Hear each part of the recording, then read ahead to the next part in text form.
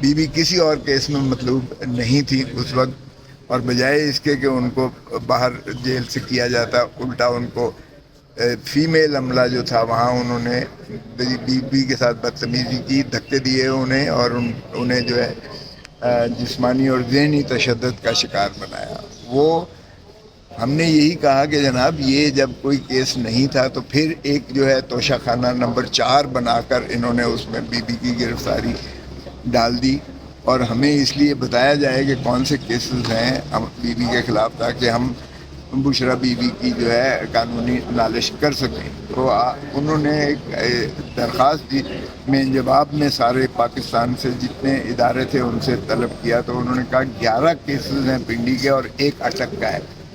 تو وہ 9 مئی کے کیسز تھے، 9 مئی 2023 کے کیسز، اور اندازہ کریں لکھا ہوا ہے کہ نہ اس میں ہم نے تفتیش کی ہے لیکن گرفتاری مطلوب ہے۔ تو جج صاحب نے پھر ایس ایس پی آپریشنز کو بلایا تھا، اور آج ایس ایس پی آپریشن پیش ہوا، اس نے کہا بھائی کب سے بی بی گرفتار ہیں جیل میں، تو آپ نے اگر تفتیش کرنا ہی تھی تو جیل میں اتنا عرصہ پھر آپ منتظر کس بات کے ہیں؟ تو ظاہر ہے کہ ہماری یہ تھا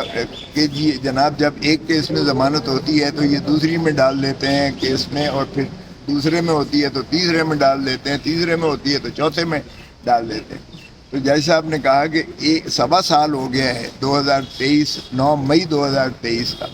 تو آپ نے ابھی تک تفتیش ہی نہیں کی ہے، یہ کون سا قانون آپ کو اجازت دیتا ہے اس بات کی؟ پھر 9 مئی میں بی بی کسی بھی ایف آئی آر میں نامزد نہیں ہے، کسی بھی ایف آئی آر میں نامزد نہیں ہے، تو پھر آپ کیسے کہتے ہیں؟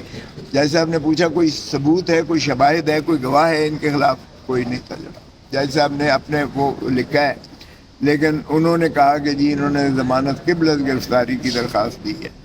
وہ میرے نہ نالج میں تھی، نہ میری وہ نوٹس میں تھی، نہ میری نظر میں درخواست ضمانت کی دینے کی ضرورت تھی، اس لیے کہ وہ تو نامزد ہیں ہی نہیں ایف آئی آر میں۔ آج ہی یہ مقدمات قواش ہو جاتے ہیں، اسی کے بیان پر ختم ہو جاتے ہیں جو اس نے کہا کہ نہ ہم نے تفتیش کی ہے، نہ ہم نے گرفتاری ڈالی ہے، اور نہ ان کے خلاف کوئی گواہ ہے، نہ گواہ ہے۔ اگر 1.25 سال میں گواہ کوئی نہیں ہو سکا تو آپ کیا گواہ پیدا کریں گے؟ اور بی بی تو 9 مئی کے کسی کیس میں بھی پردہ نشین عورت ہیں، وہ ایک گھریلو جو ہے وہ